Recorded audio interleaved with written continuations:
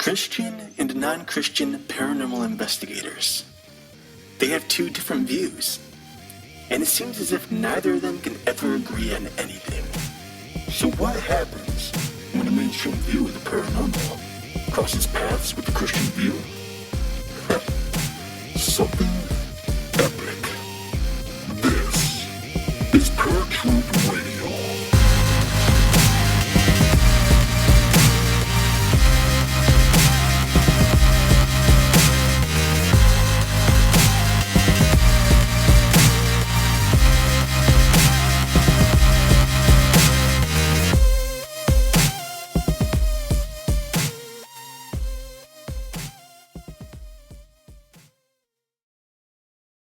What's up, everybody? Welcome back to a brand new episode of ParaTruth Reborn. This is the first episode of ParaTruth Reborn. As always, my name is Eric. And I'm Justin. And we are very happy to be back with you guys. It has been an entire year since we left the whole paranormal realm. But as we had mentioned so many times over the years, there's always something that pulls us back in. No matter how hard we try to leave, we get sucked right back. I think we've talked about that numerous times, actually. Oh, yeah, a lot of times. So I think the first thing here is, the big elephant in the room is this isn't called ParaTruth Radio anymore, but instead ParaTruth Reborn. And Justin and I had been talking about this for quite a while, and the name was just kind of like a quick thing. Actually, as of the recording of this episode, we were talking about it. We just thought about it today. But we want to bring a new vibe to ParaTruth. We've spent so many years talking with various individuals, authors, paranormal investigators, cryptid hunters, and as well as just talking about the various researches that we've done over the years with cryptids and UFOs and even ghost hunting 101, angels, demons, etc. So one of the problems that we had a year ago was we were kind of losing a lot of things to talk about. The topics are running dry because we had spent years and years and years. And unfortunately, as of last summer, aside from some UFO things happening, there wasn't much happening in the paranormal world. So why did we come back? Well, aside from more UFO stuff happening, among other things happening, there's just been a lot happening in the paranormal community that has been kind of new and vibrant and has kind of revitalized our passion in the paranormal, things that we wanted to talk about and kind of bring a new twist on or a new flavor. And one of the good things about going with ParaTruth Reborn is we get to revisit a lot of those old topics that we did way back in 2016 or 2008 or whatever it was, and really just share that with you guys. Another thing that we're going to be doing differently is having a little more structure on the show as well. As you guys know, we're the type who really love to just wing it, go through the information, discuss it a bit, and then sign out. Well, we've been doing other podcasts over the last year, and we found that the way we started to structure a lot of our shows has really helped tie in not only our topics, but the communication that we have with individuals who are either guests on the show or just people who are listening, who are passionate about the things that we discuss.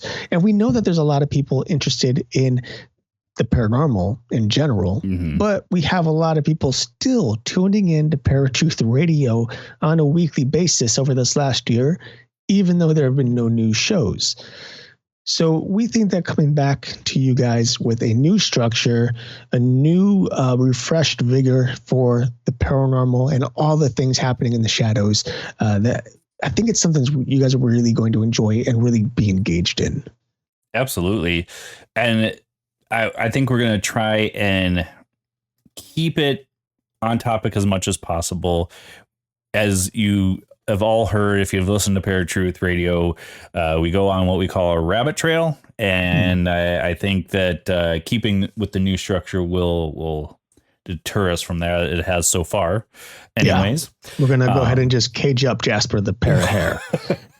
He needs to stay put in his cage.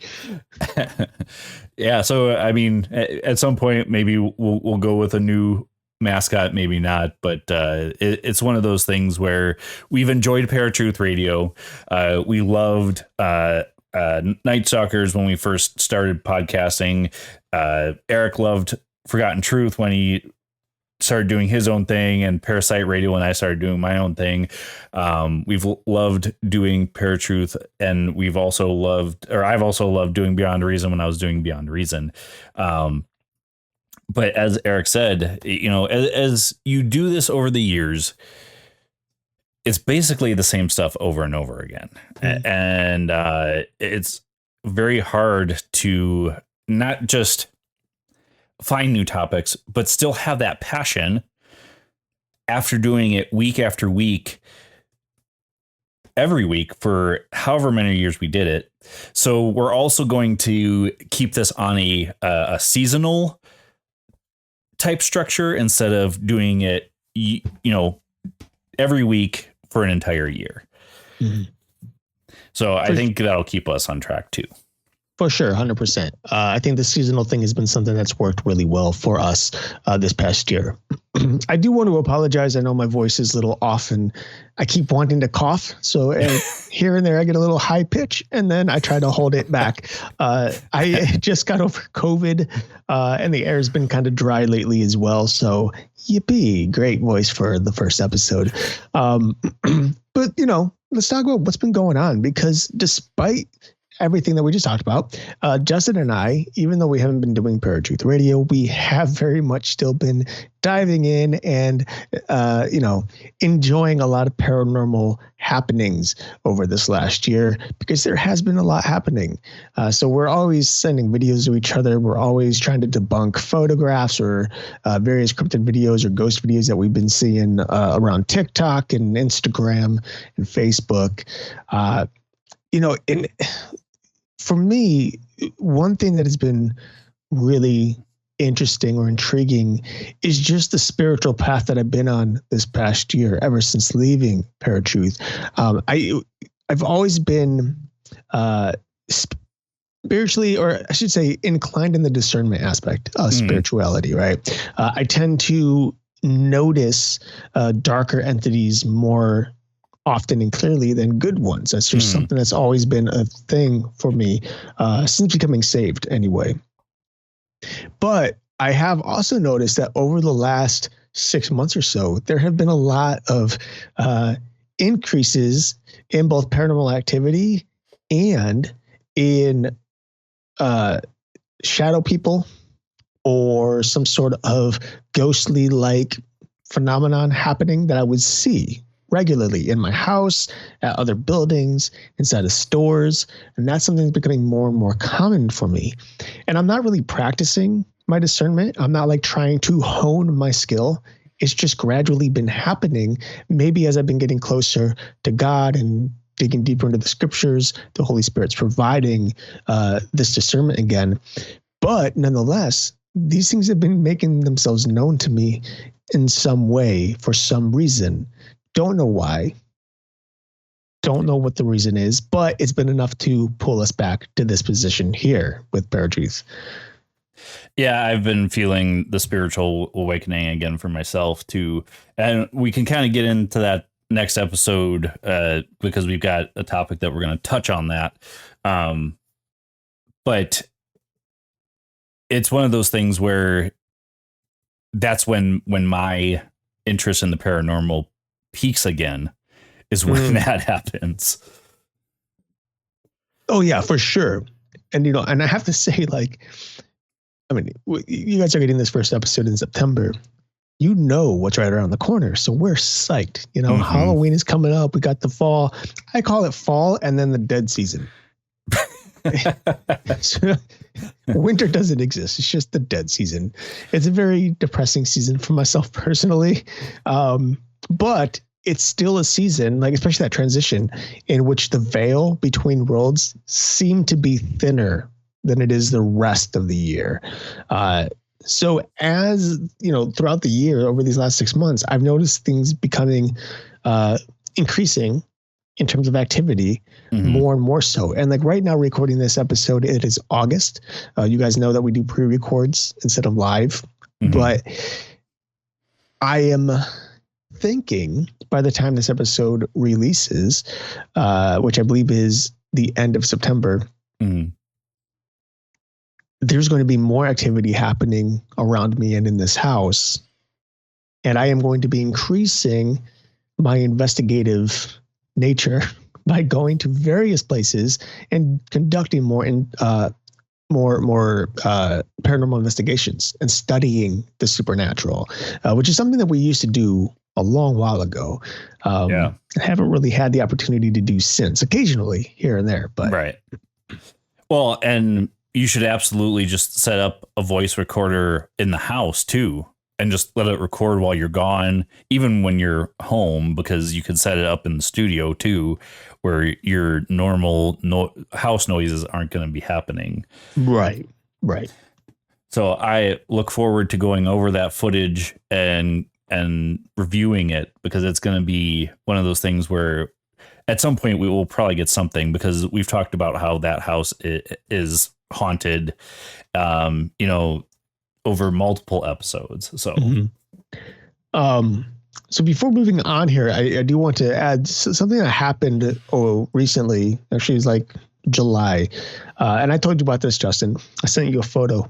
There was a mask that I came across at a antique store out in Canton, Ohio. And this mask is it's an African mask. And as far as I can tell, based on its look and what I've compared to various photographs online, it seems to be pretty legit. The markings are all there, the chisel marks, etc. There's certain ways to be able to tell between what is a legitimate African mask and what is just a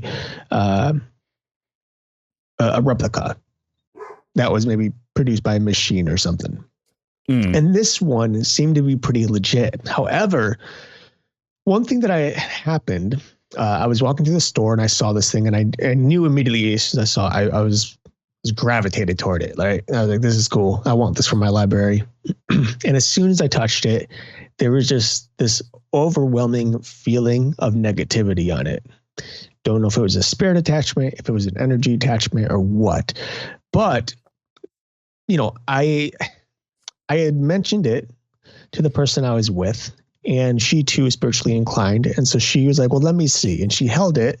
And I think she didn't believe me at first, because I've always told her that I have spiritual discernment in the negative aspect of the spiritual realm. And she was holding it, staring at it for a moment. And she handed it back to me and said, oh yeah, there's something weird about this. And so I kind of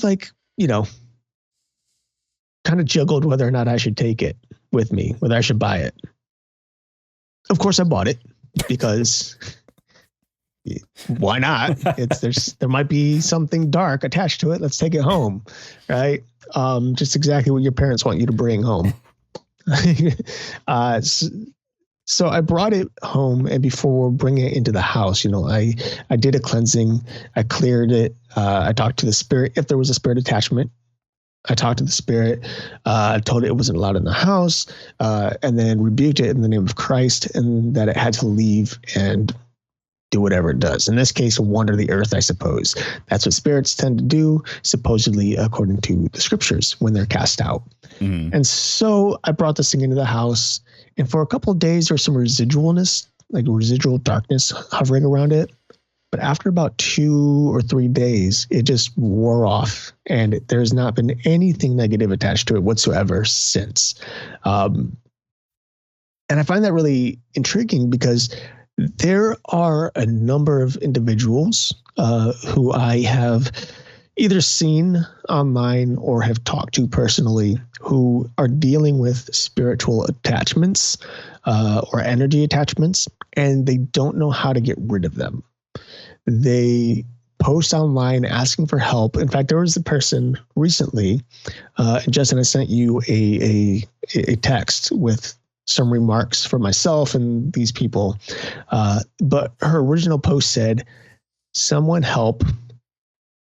is there any witches, mediums, or priests in the group who can help me out? I mean, those are, mind you, 3 pretty different,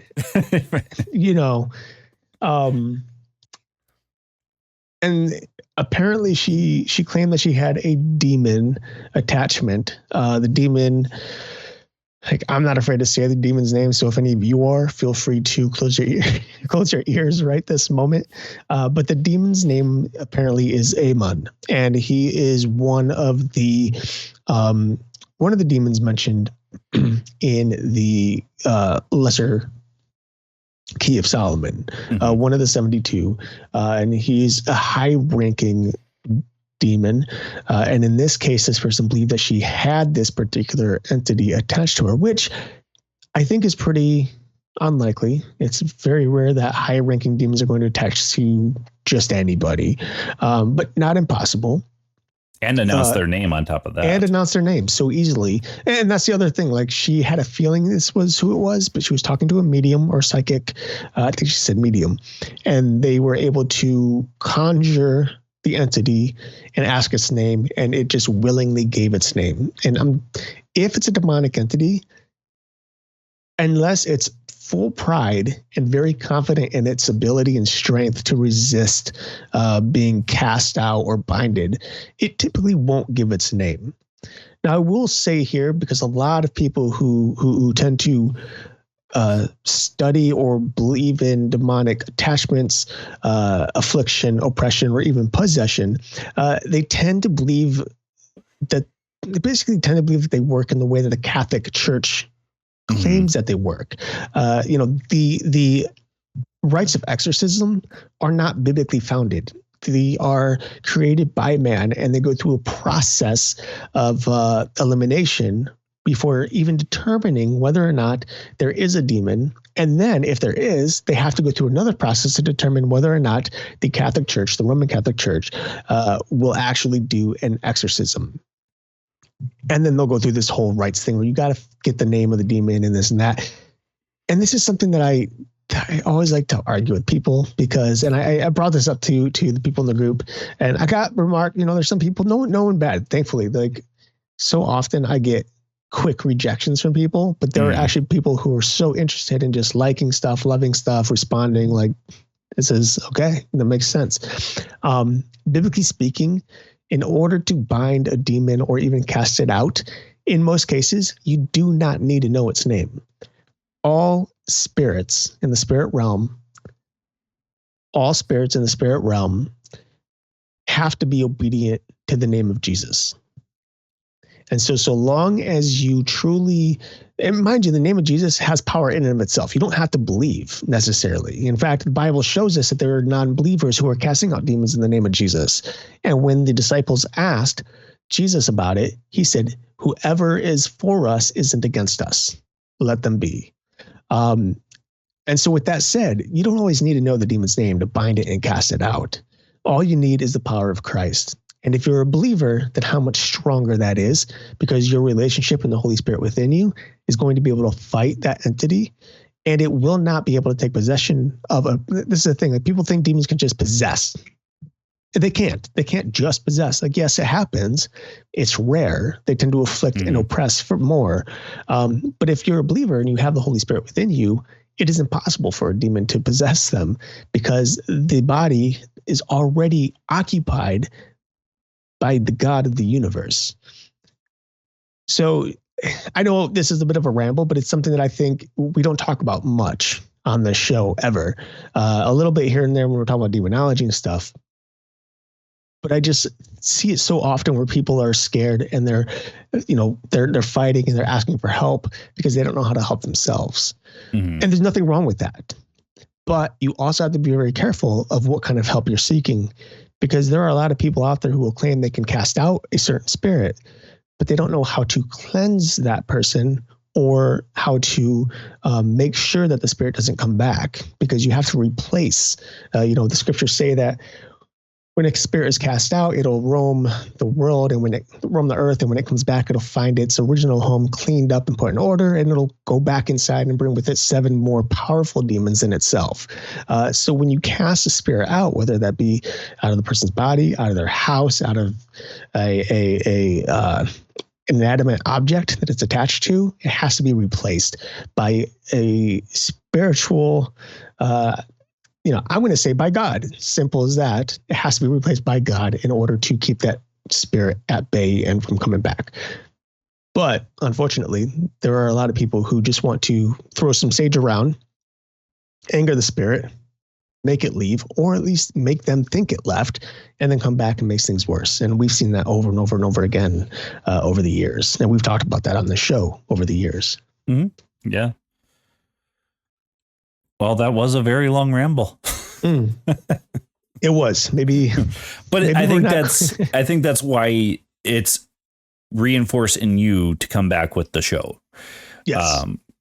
So I think that is the best thing is to share what exactly is bringing us back. So I am glad that we are reapproaching everything, because we've gone through the years with kind of pretty much agreeing in the end, even though ParaTruth has always been about discussing both sides. So this will give us that chance to give that a little more attention too. 100%. So something that I really wanted to discuss this episode, because I recently took a trip to Minnesota. We were going for a vacation, trying to go to the Black Sand Beach in Minnesota. Unfortunately, didn't get to the Black Sand Beach because it was busy as heck. But we went and just had a good time. The one thing I noticed about getting more east in Minnesota is that a lot of towns are... The best word I can describe it is cashing in on Bigfoot sightings. And I think Bigfoot sightings are relatively well known in Minnesota, but there were several towns that really advertised Bigfoot. So we were driving home and we went through a town, and it had Bigfoot like signs everywhere and statues everywhere, or wood carvings. And I didn't catch the name of the town, but after doing some research, I'm pretty sure that this was the town. There's a town that is known as the home of Bigfoot. And the name of that town is Remer, Remer. So this town is well known for Bigfoot sightings because a gentleman had coined the name. His name was Mark Ruick, the home of Bigfoot, because it was a sighting that happened there multiple times. And it started in the early 1900s. So we drove through this town. If it was Remer, they only have about 400 people. And this town we drove through was a relatively small town. If you sneezed, you were through it. It's a heavily wooded area. They have obviously a lot of woodland creatures out there. So things that could be mistaken as Bigfoot, possibly.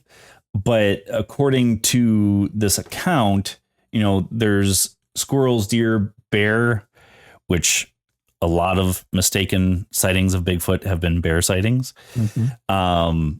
But they're saying even Bigfoot. There was a particular instance in 2009 on a trail cam where people believed it was a real life Sasquatch. and these aren't stupid people. I mean, they're intelligent people. So I don't know if it was Remer or not, but this town that I went through was like advertising Bigfoot bad.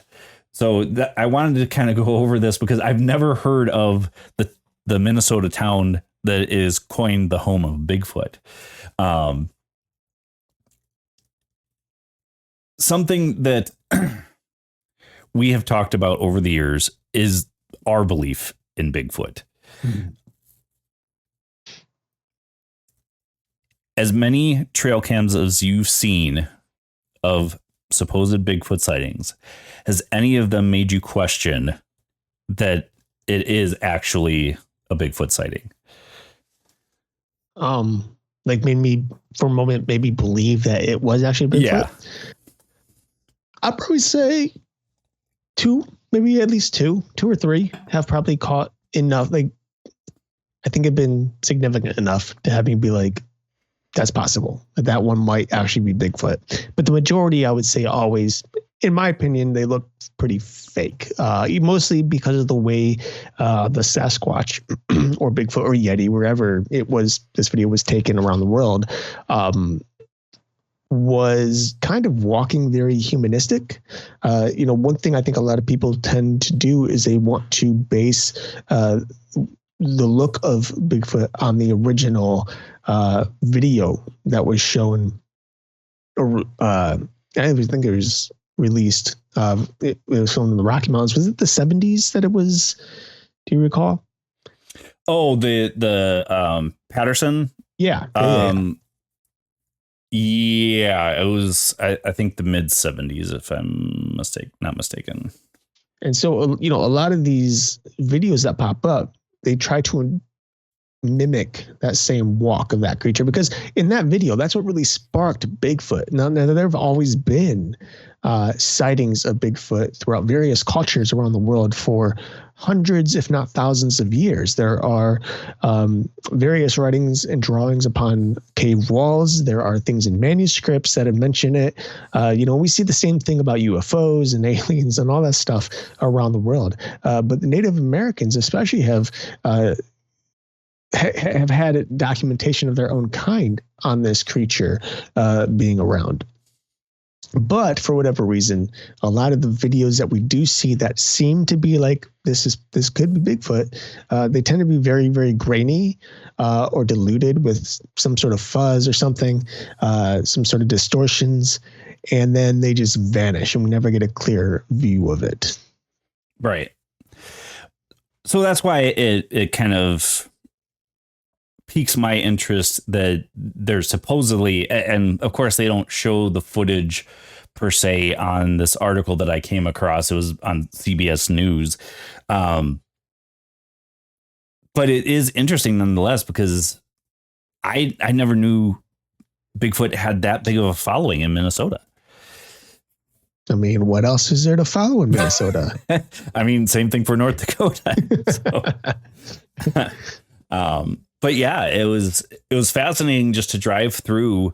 I mean, outside of the sites that we saw, because, right, North Dakota is just nothing but flatland. But to come across this article too, because all I put in is Bigfoot in Minnesota, and this is what popped up. Right. The other thought that came to my mind, and I'm not saying that this guy is trying to cash in on it, but is it just someone trying to give their town notoriety because supposedly there's been all these Bigfoot sightings? I mean, that's a possibility, but no harm, no foul either, right? A lot of people, they want to have fun, right? Mm-hmm. And so, I mean, in this case, they have the Bigfoot days over here in Minnesota. I don't know what day that happens on, but they have the Bigfoot Olympics. They have Bigfoot barbecue. They have storytelling. They have all these things happening on a specific day or weekend, and it's actually no different than the Mothman Festival that happens in West Virginia every year, which is something I would love to actually go to. I got a chance to visit Point Pleasant a couple of years ago, and that was a bucket list thing to go where the Mothman was seen and see it all. It was like super surreal. And I feel like it's probably the same with Bigfoot here in Minnesota, or of course Roswell out in New Mexico. That's next on my bucket list. And I think, there are people out there who want to believe, and they make up stories to get other people believing, and they cash in. They want to, have a moment of fame, right? Mm-hmm. Or they want to put their name out there, make some money, something. But considering the amount of sightings that there are of the Sasquatch around the world on a regular basis, I do think it's enough evidence to support the idea that this creature does exist. If I think of all the cryptids that we've ever discussed, other than we'll say like sea monsters, because the ocean is so vast, we just don't know. But I would say that the Bigfoot, the Yeti, the Sasquatch, the ape man, whatever you want to call them, is probably one of those creatures that actually does exist. When you compare it to something like the Dogman, which is really most notably seen here in the northern part of Ohio, probably mid to northern part of Ohio, and then Michigan, and even in Wisconsin. But around the world, the Dogman isn't as big or as well known, unless you're going back in history, in which we're talking about, Egyptian folklore or Israeli folklore and things like that, which I actually a year ago wrote an episode on, which maybe we'll discuss. Maybe we'll bring that in and do an episode on that regarding Dogman stories. But I think Bigfoot is one of those creatures that maybe really does exist out there. I think there's enough, if anything, audible evidence, audio evidence that can support, because they always sound very similar with the screams and the banging of the sticks and things. Yeah, the being knocking. thrown. Yeah. Mm-hmm. Well, this guy Ruick even says that he is skeptical and not a full believer, but from getting all of the legends from the town and the sighting on the trail cam made him really think about it. He didn't say whether, Bigfoot is real, not real, but, there are plenty of woods that go deep enough that we still haven't completely mapped out the entire forest. And there are those stories of people going missing in large forested national parks too. Right. And maybe that is a Bigfoot thing. Maybe it's not, but it's one of those things that makes you wonder the possibility of Bigfoot causing those disappearances too. Right.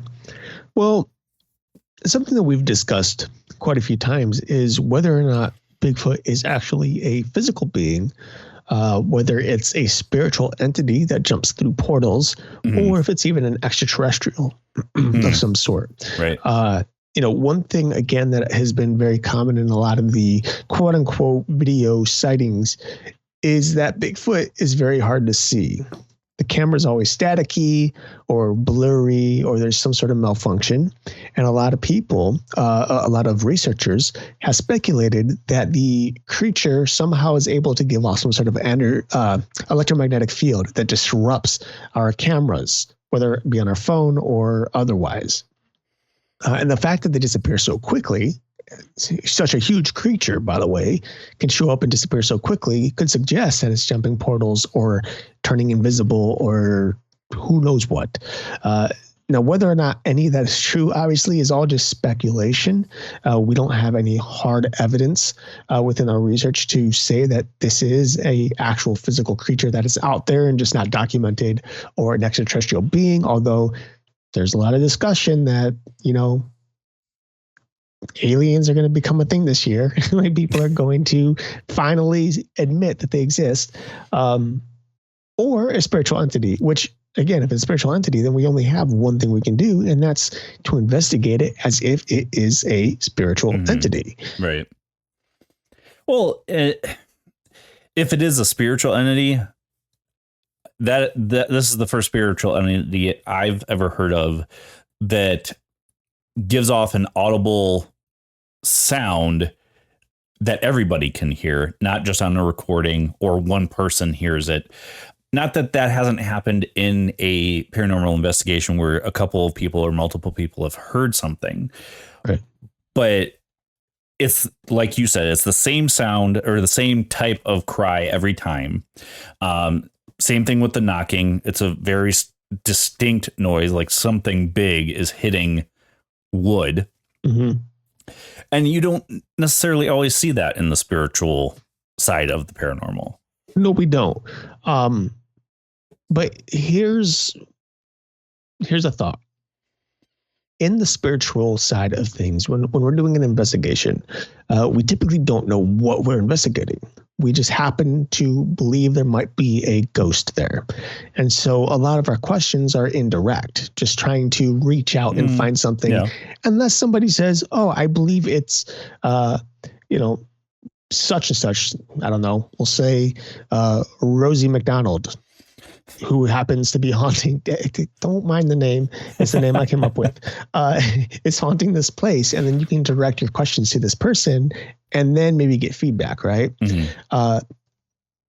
But we've talked about, forget the exact word, but like a mass illusion or a mass belief. Hysteria. In an entity. So a mass hysteria. I wasn't sure if hysteria was the right word or not. Yeah. But so, when you consider mass hysteria, there is a lot of power, psychic power going into the belief of this creature. And if it is spiritual, then it can easily, in theory, feed off of that energy and manifest itself in the way that it has been in these physical forms, able to verbally, audibly reach out and say, yell or bang things or move stuff like a poltergeist, and then just disappear at will. If it's a spiritual entity. But again, this is something that we've discussed with the Slender Man when it comes to mass hysteria. These are not things that a group of people believe that just simply manifest on its own. Like these aren't ideas that manifest, but these are spiritual creatures that have already pre-existed and now are given more power because of the increase in belief in those beings. Yeah, I mean, that's a very good possibility, too. But in the end, I mean, truthfully, we leave it up to you guys to tell us what you think. Yeah. It's one of those things where we can give you information, but we want you not just to think about it, engage with us, tell us what your thoughts are. I have struggled with believing in the Bigfoot for a long time. When I was a kid, absolutely, I was 100% believing in, Loch Ness Monster, Bigfoot, ghosts.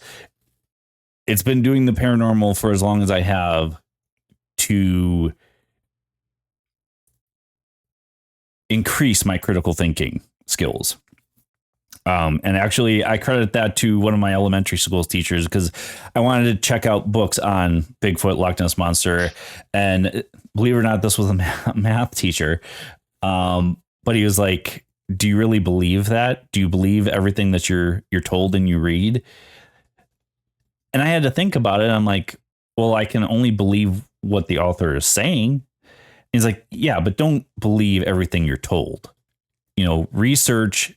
And even then, research can only take you so far, but don't just believe what somebody's telling you at face value is basically what he was getting at.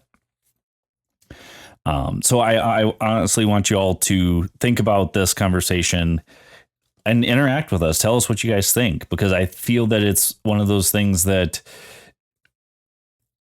is a very skeptical subject, but I think Eric and I are both at that point where it's like there's something there. What it is, who knows, but there's something there. Right. I think that's all we've got, unless you've got anything else to add. Nope. I think that's it for this first episode of ParaTruth Reborn. All right, folks. Until next time, this is Eric and Justin. Peace.